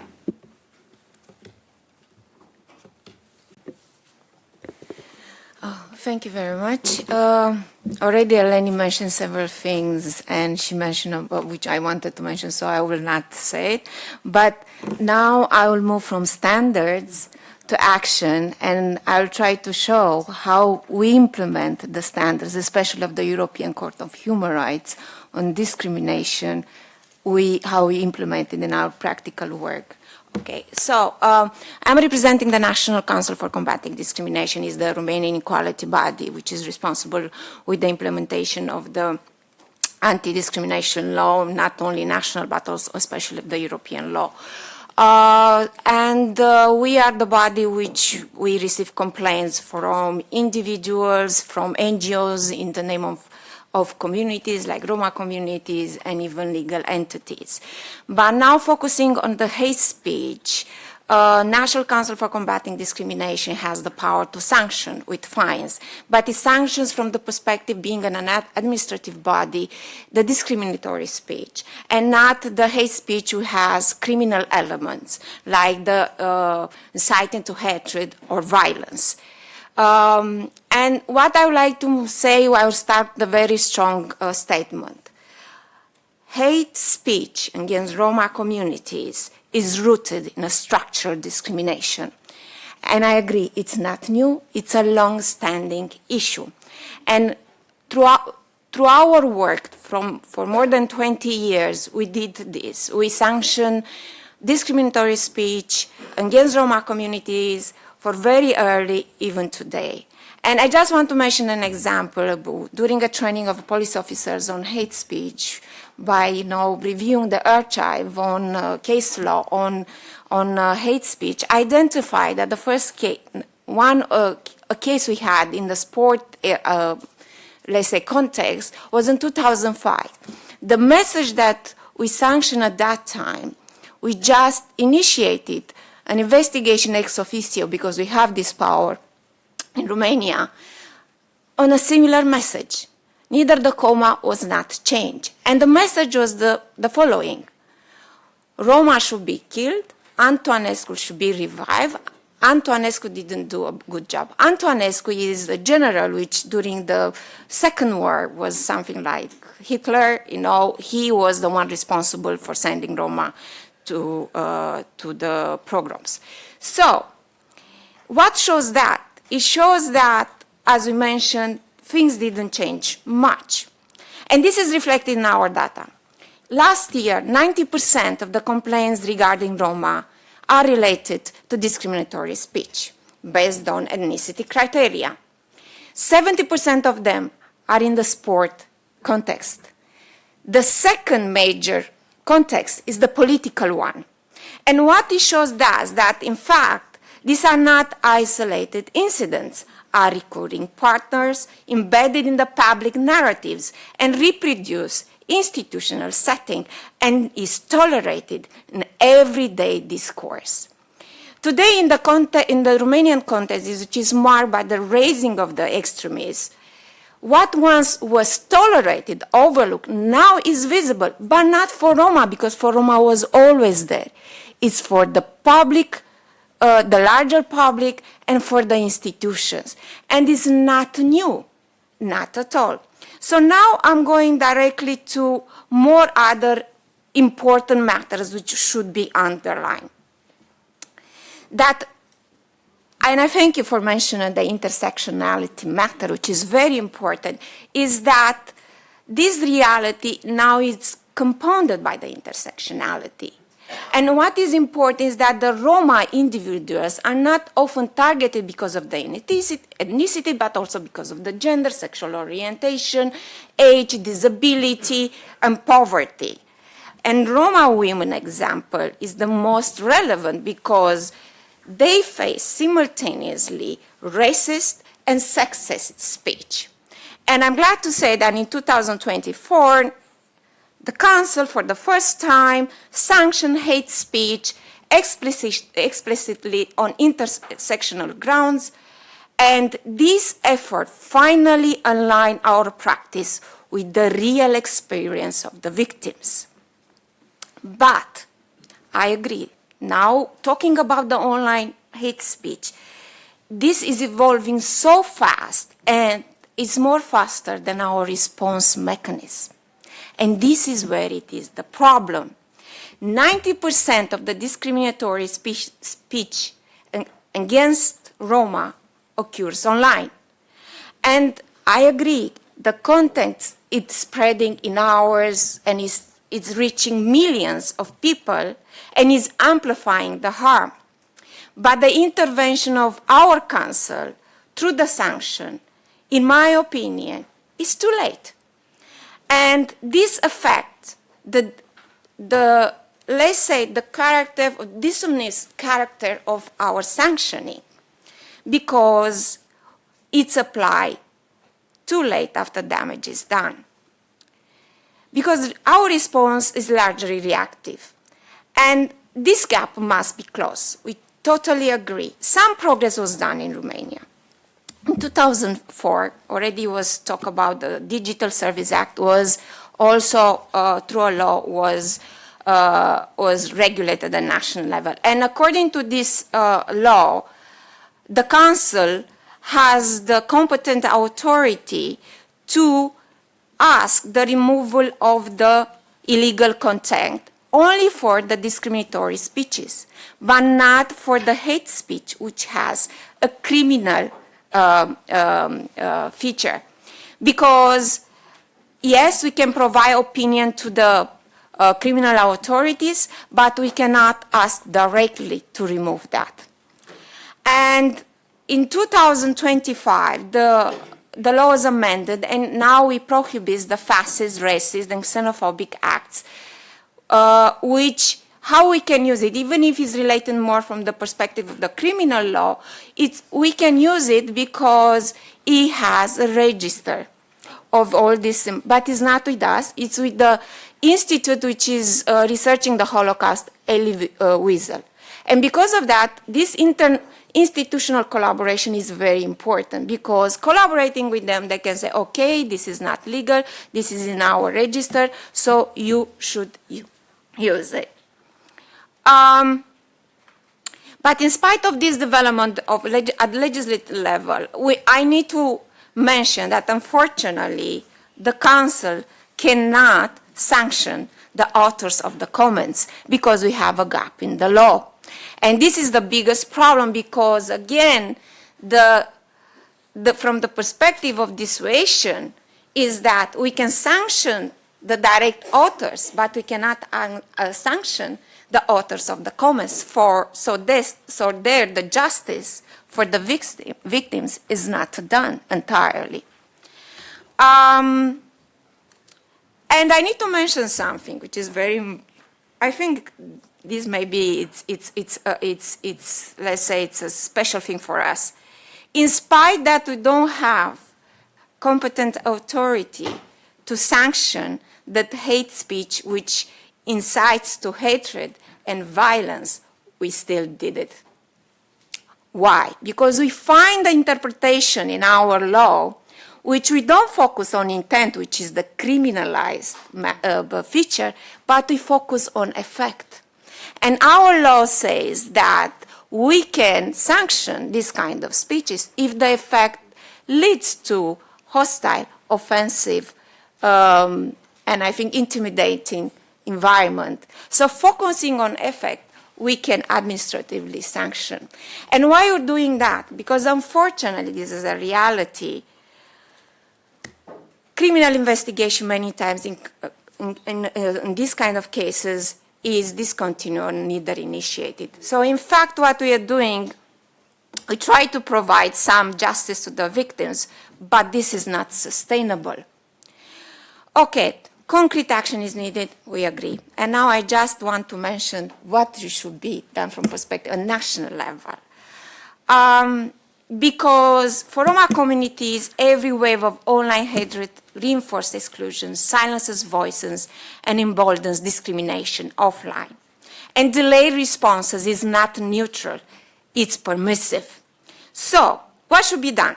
First of all, I think and I hope that in this year, the National Council for Combating Discrimination will improve its procedure by having a fast procedure for sanctioning the online hate speech in order to react more in time. The second is that we need to strengthen the mechanism to allow the identification of perpetrators online, because anonymity should not be a shield for hate. Second, more clear procedures between equality bodies, criminal authorities like the police, prosecutors, and judges, with fast-track handling these cases, and interinstitutional collaboration at all the levels of procedure. The police, the prosecutors, and the judge training on the hate speech is a must. Platform must be held to strict and enforceable timelines for content removal. And sanction must be complemented by education and awareness measures, because combating is not enough. We need prevention. And the last, and not less important, is the cooperation of the civil society. It must be reinforced because Roma organizations and human rights groups are on the front line, monitoring, reporting, supporting victims. And they must be recognized and resourced. And I underline this, resourced especially from the perspective of financially. And in order to be proper institutional partners and not afterwards partners. Okay, thank you very much for all of this. I just want to end by saying that this responsibility to combat, to prevent hate speech is responsibility of all of us for a better all, for all the members of the democratic society, and especially for Roma. Thank you very much. Thank you. Thank you all for these important perspectives. What we clearly see is that while frameworks exist at European and national level, the key challenges are located in implementation, coordination, and accountability. This brings us directly to the importance of continued dialogue between institutions and civil society. Because we are running a bit out of time, we will open now the floor for questions from the audience. Please briefly introduce yourself and keep your question concise. We will take maximum 2-3 questions. Yes, please. Thank you. Mustafa Jakupov from the Reporting and Information Center on Antigypsyism from Berlin, Germany. My question goes to Mr. Karl van der Meylen. I mean, just shortly, briefly to summarize, we saw that anti-Gypsyism online hides behind normalization. It spreads faster than we can respond. It has these viral features, but then also it's rarely recognized as racism. Practically, we are, as community, as Roma, we are put in a constant state of self-defense. We are practically defending our humanity. So, and in this broader context, algorithms don't understand this, right? But also the platforms operate, that was earlier mentioned from Adinde, on emotions. So practically they earn money on the emotion. So if we summarize everything that was said, we see that we actually have everything we need to respond to what's going on. But still there's something missing. So what is missing? Do we miss strategy? Do we miss unity or pressure? What is lacking in order to be able to fight this phenomena online? Thank you. I will take a few questions, then we can respond. Like, please. Yes, thank you very much. My name is Costel Bercuș. I'm from Romania. First of all, allow me to congratulate all the panelists for bringing us lots of information. So we need a bit of time to digest all the concerns that has been already shared with us. Now, this is very worrying. It's concerning that we have this reality of anti-Gypsyism going on online, and I have the feeling that we are losing the battle. We are losing the battle because we are not equipped with necessary tools to fight the battle. Of course, we have this Digital Service Act. The Commission is there. We have regulations. We have bodies, national bodies, to enforce the law. But still, something is missing, as Mustafa underlined. What is missing? I think one of the missing points is to equip institutions, law enforcement institutions, as well as civil society, with digital tools to fight back. We don't have the capacity to monitor what is going on, everything that is going on in the digital world, in the platform, in Facebook, in TikTok, or whatever. Yeah? So we need actually to develop those tools. We need digital platform to help out the community. And not only Roma, because today they are one of the subject that we are talking, but there are others as well. The Muslims, there are Jewish, there are LGBT community, and so on. So we need to join forces and have in place these digital tools that is helping the vulnerable community, the target community, to fight back and enforce the law, because we are not lacking, as you are saying. We do have Digital Service Act is there. We have the political will. We have the national legislations. So we are not lacking normatives. We are actually lacking tools. We are because the exclusion and the hate speech is going faster than the reactions that could counterbalance. So I stop here. Again, congratulations for all the folks that you have shared with us. But again, what will be the key point here, the milestones that we would like to move a step ahead and do better? Otherwise, we are losing the battle. So that's my worry signal, the early warning signal. Okay, we will take one behind and 4. Okay, I think with 4 questions we will, let's see then. Thank you, moderator. I join my voice in congratulating the panelists and the speakers before for these important contributions on this topic that affects us all. I would like to address my point to Mr. Karl with regard to the DSA.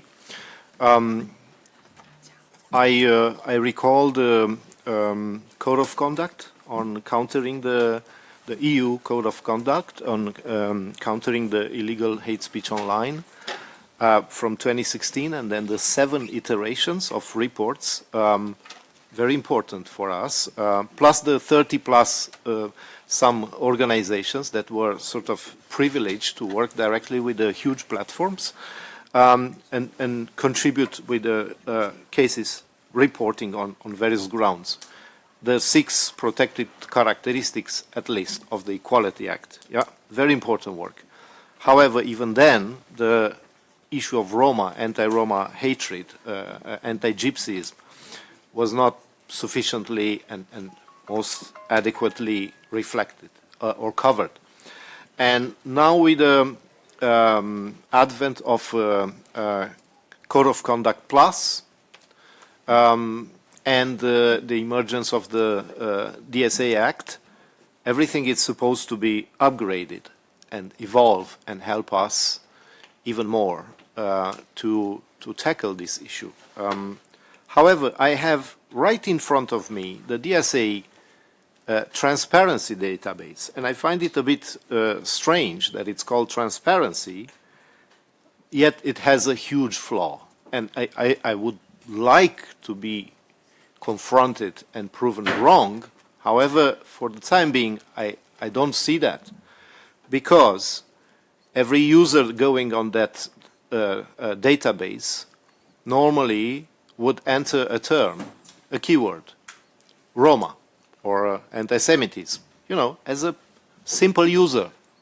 And everything contained in that database should prompt with everything that contains that keyword. It doesn't work that way. The structure, the design of the database is made in such a way that it allows for narrowing down, and it has filters. Now, even with the filters, I made a filter for a platform, which is Facebook. Yeah, it's where the most hatred against Roma is visible and happening. And then I filtered another category, which is illegal or harmful speech. Yeah, it's one of the predefined categories. And you have, you know, by pressing search, I have it in front of me, you have, I don't know, 7 million entries, or how many, of decisions which already found illegal content on this category and decided to remove or demote or, you know, certain layers of decisions. And that's the problem I want to point. I downloaded that database of the 1,000 examples, the sample. And I've searched through the CSV or exported into the Excel. And you cannot find information about the substance of that illegal. It only says it was a case that was found in violation of the laws and it was removed, period. Then I just enter any randomly and it says statement of reason details, platform, Facebook, demotion of content. This content was determined to violate terms of service. It's incompatible with terms of conditions. It's about illegal or harmful speech, and it's partially automated, and it's from application date of decision yesterday. Yesterday. Yet you cannot find any information about what is it about. The fact sheets from the previous iterations under the Code of Conduct, at least it allowed for some sense of categorization and anti-gypsies was there, although with a hyphen, and that's also debatable because there is a whole debate about anti-gypsies written together or with a hyphen, okay? So there is need for more communication. There is nothing specifically about anti-Roma hatred. It's only anti-Gypsyism as a category. And at least there, you could see on these groups protected a little bit of a sense to have an understanding where we are, what is the dynamic, is there a progress, is there a increase of such phenomenon, yeah? And you cannot find it in the DSA, which is connected to the DSA Act, which is the most important. It's our main legal framework that should all be able to use. And that's a huge problem. I hope we can remedy this. And under the EQIPE, there is also a group of experts to work on these matters. So we would like to be able to work closely with you and have this remedied, so we can all make a good use of the platform. Thank you very much. I will propose we take 2 more questions. There was behind, then we close the panel, one with you, and there behind, and then we close. Please.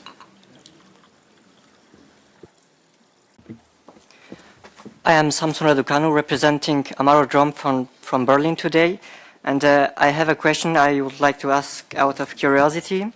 Is there any exemplary platform or country legislation concerning the protection of minorities that you are looking up to, which you would describe as more advanced, well thought and well implemented, and which you will describe as an example of how things should be?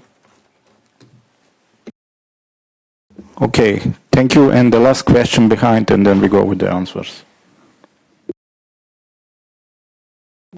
Yes. All right. Hi, I'm Rosa. I am here with Tiffany, and I wanted to ask how you will make sure that laws like the Digital Service Act, that you in the implementation of this remember Roma issues always, or anti-Gypsyism.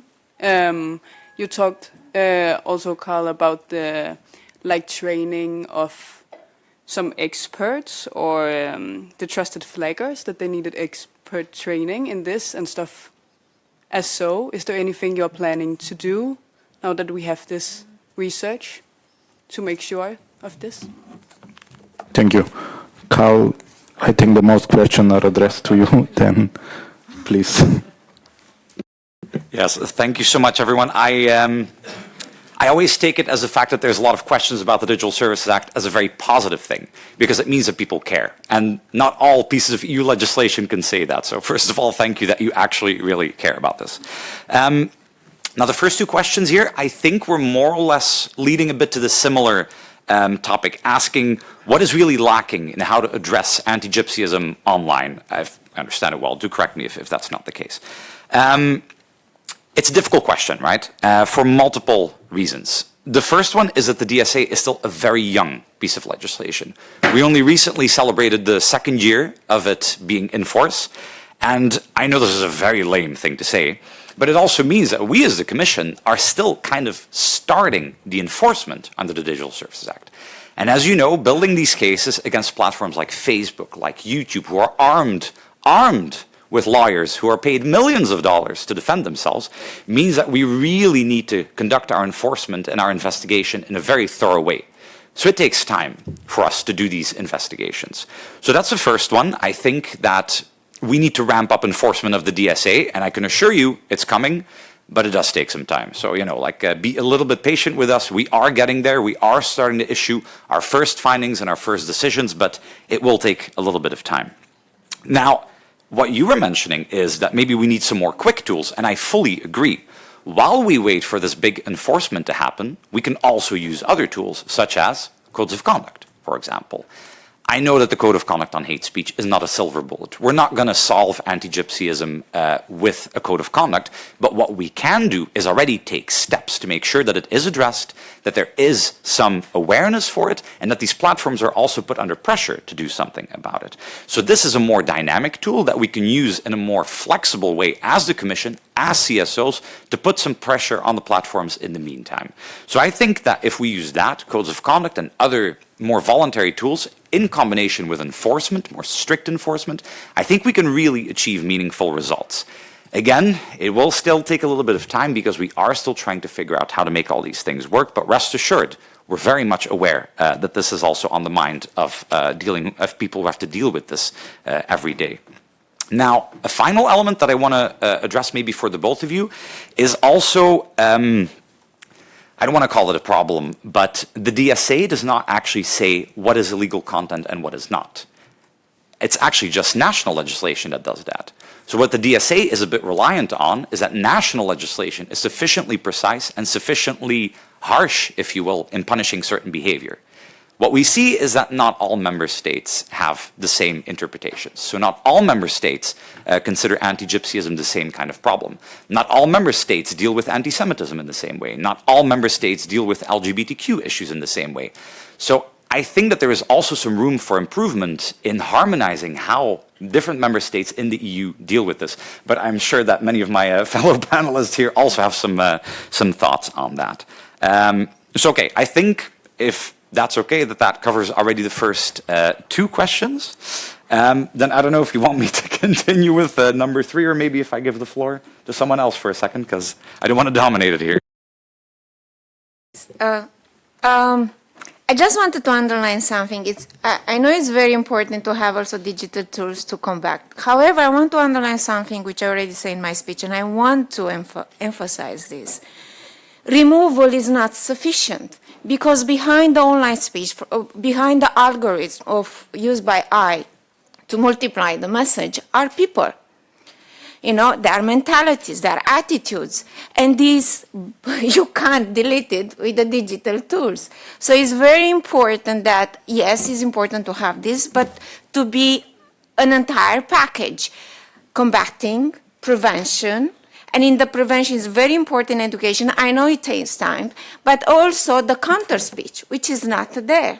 And this is very important. Yes, it can be multiplied with digital tools and stuff like that, but we should use such things. And thank you very much for mentioning and underlining that the national bodies are the one who, in fact, establish that the content is illegal. But however, I want to underline a gap which we have at the EU level, which means, and I totally agree, the harmonizing of the definition of the hate speech, which should be there. Because having common standards will also help us at national level, you know, to use these standards at least as the base to start, you know, and it's very important. Only this I wanted to mention. Thank you very much. Okay, the 4th and 5th questions about legalization on the countrysides. Maybe I can first talk about the transparency database question, because I think this is a very hot topic that many people who work on online hate speech essentially deal with, because I know that many people, of course, are very reliant on this transparency database, and rest assured, you are not the first to have some comments on how it works. I think that there is still a lot more that we can do with the granularity, and it's also something that we're aware of. Like I said, we do receive feedback quite regularly on how people think this transparency database should work. So it is also a work in progress, and we're also trying to make it more searchable, more usable, and more useful in general for people in the field. One thing that we do struggle with a little bit, and it's a problem that we haven't quite solved yet, is also that many cases can touch different elements. It was mentioned a little bit earlier, but for example, some pieces of online hate speech are not only potentially anti-Gypsyist, but they could also, for example, be sexist. They could also have, for example, a racist undertone. It becomes a bit difficult sometimes to try and, pinpoint the exact matter. It becomes a little bit difficult sometimes also to have enough details on the case. that is a little bit why the transparency database, at least at the moment, is still a bit more general and a bit more surface level. So it's something that we're also trying to see, like, how can we actually make this more useful? How can we provide enough detail without also over-categorizing maybe, because that's also a little bit of an issue that we're facing. But, you know, hear your comment loud and clear, and we definitely want to make sure that this database is really, really useful for people in the field, because I think at the moment we're not quite there yet. So definitely take that. And then finally, maybe the question on, if I understand it well, whether the Commission will provide a bit more training and like boosting expertise, if I understand it well. This is a bit of a difficult one, I think. As the Commission, of course, there is not always such an obvious relationship between us and civil society organizations. We do rely on civil society organizations, and of course we want to make sure that you know, civil society organizations can contact us. At the same time, you know, we have to, we cannot be seen as like pushing certain directions, pushing certain perspectives. Politically speaking, it's difficult. As a Commission, of course, we have to try and stay neutral as much as possible. So that's why there's always this little bit of distance sometimes between the Commission and CSOs, unfortunately.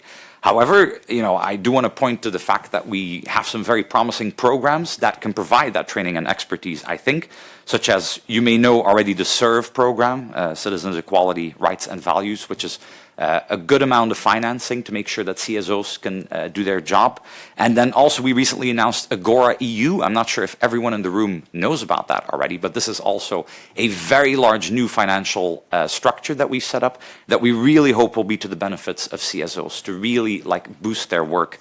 That being said, you know, it's still a new program, so we're also going to have to see how we're going to implement this in reality. But I would point to those two especially as very promising for CSOs to get some extra funding to actually engage in the activities that they do. And I hope that this can also help with what you say, this expertise building, this training, because I know, of course, for CSOs, it's not very easy financially speaking, especially these days. So there you go. I hope that already helps to answer some of the questions here. Okay, thank you very much. We are now coming to the end of our event. Today we heard that strong evidence of widespread online anti-Gypsyism, that clear gaps existing in the platform accountabilities, and the urgent need for strong and more coordinated institutional responses are needed.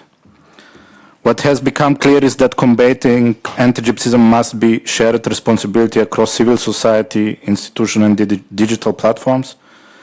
The focus now must be on implementation, cooperation and accountability. I would like now to invite our closing speakers, Tamás Kadar, co-director of EKINET, European Network of Equality Body, and Gabriela Hrabanova, executive director of Ergo Network. Thank you once again. Thank you. Yes, please, Tamás, the floor is yours. Thank you very much, everyone, for what was a very, very interesting and rich event. So I will just try to, I cannot claim to try to summarize everything, of course, but I will just share some of my key takeaways in 4 bigger blocks. So I think in terms of my observations and takeaways, I think strong evidence shows online anti-Gypsyism is systemic, widespread, and largely unchallenged. We see from the TAAO findings how negative and neutral sentiment dominates, and how it is often dressed up as jokes, memes, irony, coded language, or personal opinion, inherently more difficult to detect by algorithms and less likely to get an appropriate response, especially when freedom of speech is routinely used as a justification. Then, to state the obvious, of course, online hate does not stay online. It leads to massive damage offline too. It goes into the real world.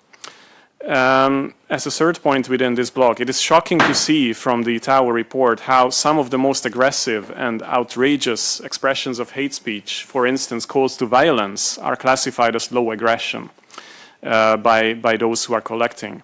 As we heard, this means that Roma who are targeted have accepted these expressions as inevitable, something that cannot be changed. This can also be linked to the finding that systemic issues require systemic responses, and we cannot expect individuals to take all the burden of reporting and acting against massive media and social media actors. very low reporting and outcomes illustrate structural accountability issues, first and foremost on the side of social media platforms, but also state authorities. Then it is also very concerning that online anti-Gypsyism is used for political gains.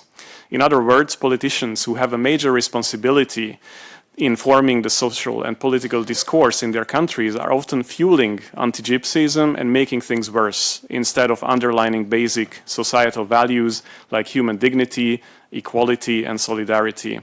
Just as an example, the UN Rabat Plan of Action spells out that political and religious, and I'm quoting, political and religious leaders should refrain from using messages of intolerance or expressions which may incite violence, hostility, or discrimination. But they also have a crucial role to play in speaking out firmly and promptly against intolerance, discriminatory stereotyping, and instances of hate speech. End of quote. We have heard, and it was mentioned before, that it's primarily not a knowledge gap, not even a legislative gap, but an enforcement gap that we are talking about. There are EU frameworks, which are great, like the DSA, but the impact on the ground remains limited so far. And we heard very clear examples where out of 40 reports to social platforms, only 2 triggered a response. This means that in 95% of the cases, there was no action taken at all. It is painful, but we must also note, which was again one of the interesting inputs, that hate drives engagement and thereby earns money for these platforms. We must find a way to tackle this effectively. On Equinet's side, with equality bodies, our reports and the recent one on hate speech highlights that while legal and policy frameworks exist, equality bodies face structural challenges in addressing hate speech due to limited mandates, resources, and a weak integration in the enforcement systems, for instance, in the DSA, and weak cooperation with platforms and regulators as well. This reinforces the need to fully integrate equality bodies into the enforcement mechanisms, including online spaces. Then as a second block, and my other 3 blocks will be much shorter, just to flag, I think it was interesting to see what's coming next. And one of them is the rise of AI-generated hate and visual content, which is much harder to detect and moderate, with Roma communities often early targets of broader trends, such as this one. Then I think it is also important to focus on intersectionality, taking into account the specific experiences of, for instance, Roma women and girls. But other intersections could also be quite interesting. As a third block, I would just like to commend and absolutely welcome the whole initiative of TAAO and this collection of Roma-led evidence collection and analysis as a brilliant practice. This is an important shift where Roma, and specifically young Roma, the next generation, act not only as victims, they are not only victims, but they are the data producers and analysts. This is essential for credibility, trust, and better policy making, and this must be supported. And finally, some ways forward. I think we should all be justifiably outraged. This, what's happening, is not normal. Political and social change is needed, ensuring that anti-Gypsyism is unacceptable and is tackled. Then there is a need for stronger enforcement and accountability, including on the basis of the DSA, the Digital Services Act. There is a need for better cooperation between Roma and pro-Roma civil society, equality bodies, public institutions, platforms, regulators, everyone really.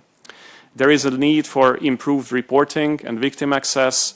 And finally, just to again comment this initiative, there is a need for continued support for Roma-led monitoring and data collection. Thank you. Thank you, Tamas. Dear Gabi, please, the floor is yours. Thank you very much. Hello, everybody. Good midday. I'm very.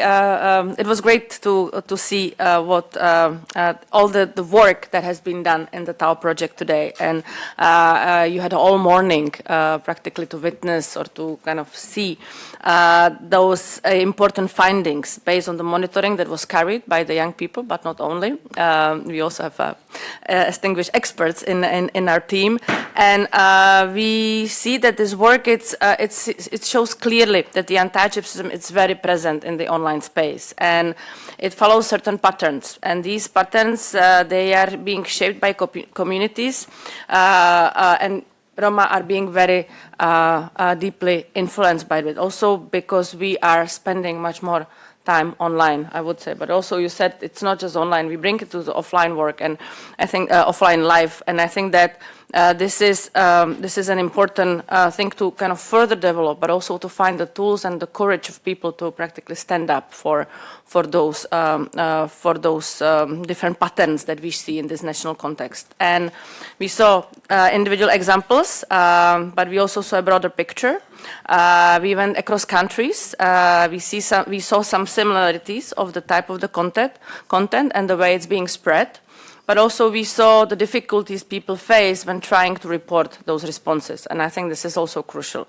Like that, we are taking it for like a norm. It becomes the normality that the people talk about us this way in all kind of spaces, and I think that this is something that we also have to work on our own internalized anti-Gypsyism to practically take the step forward and making sure that there is a way that we can go forward. And having also Ina here today, seeing that this hatred is also being dealt among the other communities, and this is something that we can also learn, those different perspectives and see the broader landscape in online hate speech going beyond the anti-Gypsyism might also help us to kind of zoom a little bit more on what we can do in our own area. And in the second part of the event, we heard from institutional representatives, and here the conversation shifted to what it's already in place and what needs to be improved. We heard about the Digital Service Act and what it brings in the terms of obligations to the platform. We also heard about the role of human rights standards and the important data and the perspective of national institutions dealing with the discrimination cases. And I was very happy to hear there was also comments and kind of heated discussion from the ground, kind of showing that we have also our perspective that needs to be brought into consideration when it comes to the DSA itself. And it became clear that these, although these tools are there, we are not lacking them, but we are having the gap on how to implement them in practice. Practically, do they really work for Roma? So the question is how we make these mechanisms to work better, how we ensure the coordination, how we connect them more directly to what is happening on the ground. And as for us, the Ergo Network and the partners of the TAAO project, though the project is finishing itself, this is not the end of the work for us, of course. And the evidence has been collected, the cooperation was built through the project, and I just hope that we can continue to inform the discussion at the European level and to support more concrete changes in practice. So going forward, we need stronger cooperation between the institutions, the platform, and the civil society. So we also need a better recognition of anti-Gypsyism when we talk about the online hate speech, and there need to be responses that are not only well designed on paper, but they actually would work for people. And before closing, I would like to take a moment still to thank those who made the event possible, which was the team of Ergo Network and Mihai, the coordinator, Mihai Vancea, the coordinator on behalf of the organization, but our moderator, Merdjan Jakupov, who was guiding us through the discussion today. And he's also the one with Amaro Drom who were coordinating the project itself. So this is also a big responsibility to bring us together, to make us work, bring those results until here to Brussels and also to the national different dimensions that we work in.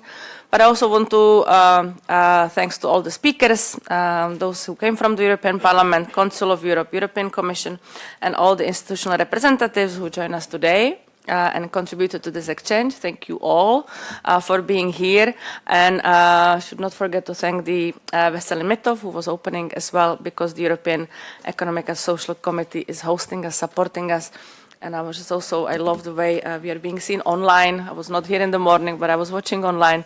So it's, I think that also the others who are watching us online, so hello to everyone, could enjoy that the setup that we were given by the Economical and Social Committee. So thank you very much for being here today, for contributing to the discussion. We are now about to take a group photo. So this is something that I would like to ask you to come closer. So we would just still say a few more words. I will ask you to come here in front, I guess, so that we will take the picture from that. We take the photo and then we have a lunch. The lunch is being served in the corridor. And already in 12:30 we are starting another event, Jakupov, which will be also a high-level conference on reclaiming our past, rebuilding our future, on transitional justice and fight anti-Gypsyism in Europe. And just a minor mind the door. So always you go through, mind the door and don't try to close them lightly. So please stand up. Let's come for the photo in front here, and then bon appetit for the lunch.